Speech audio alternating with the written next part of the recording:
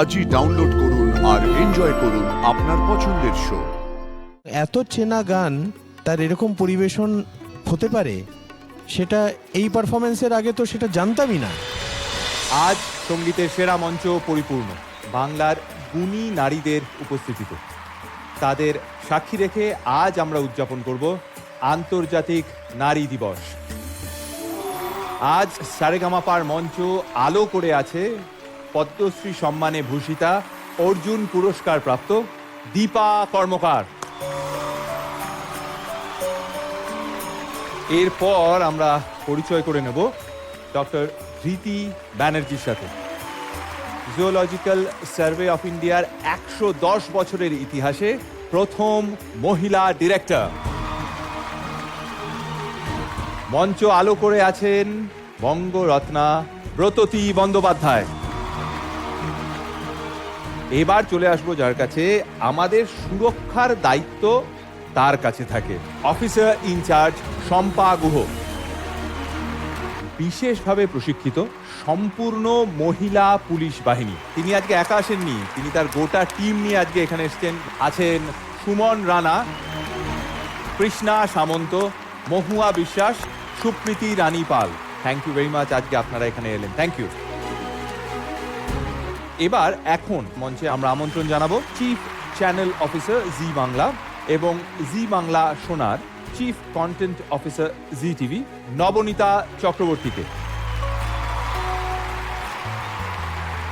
আমি প্রথমেই মূল মঞ্চে আসার জন্য অনুরোধ করব পদ্মশ্রী দীপা কর্মকারকে। দীপা, তুমি যদি প্লিজ একবার এখানে এসো।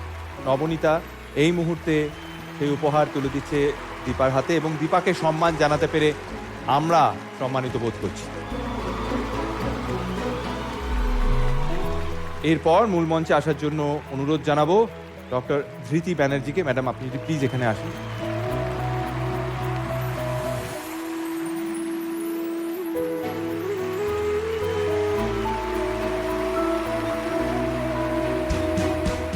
এবার মঞ্চে আসার জন্য অনুরোধ জানাবো ব্রতদিদিকে। ব্রতদিদি, তুমি যদি প্লিজ মঞ্চে আসো।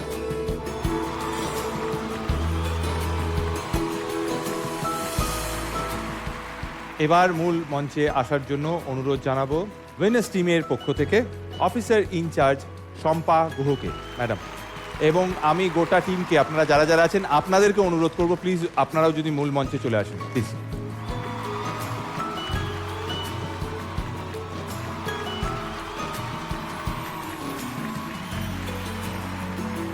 অসংখ্য ধন্যবাদ যে তুমি আজ এখানে এলে এবং আজকে একটি বিশেষ দিন এবং সেই দিনে তোমাকে এখানে পেয়ে আমরা খুবই খুশি। Thank you so much and salute to you and all the men যারা আমাদের সবসময় সাপোর্ট করে এসছে। Thank you so much. Thank you. Thank you. ডেকে নেব পরের প্রতিযোগী, হাওড়া শালকিয়ার সায়ন্তনী।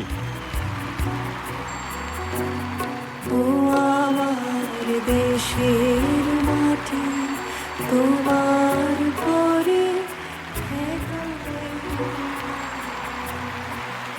এই এপিসোডটা is just an outstanding episode. মানে আমি এক্ষুনি তোমাকে বলবো ভাবছিলাম যে শান্তনুদা, যে এই রকম আত্মস্থ নিবেদন যে কোনো মানুষের চোখ থেকে জল বার করে দেবে এবং এত চেনা গান তার এরকম পরিবেশন হতে পারে এবং এই মঞ্চে হতে পারে, সেটা এই পারফরমেন্সের আগে তো সেটা জানতামই না।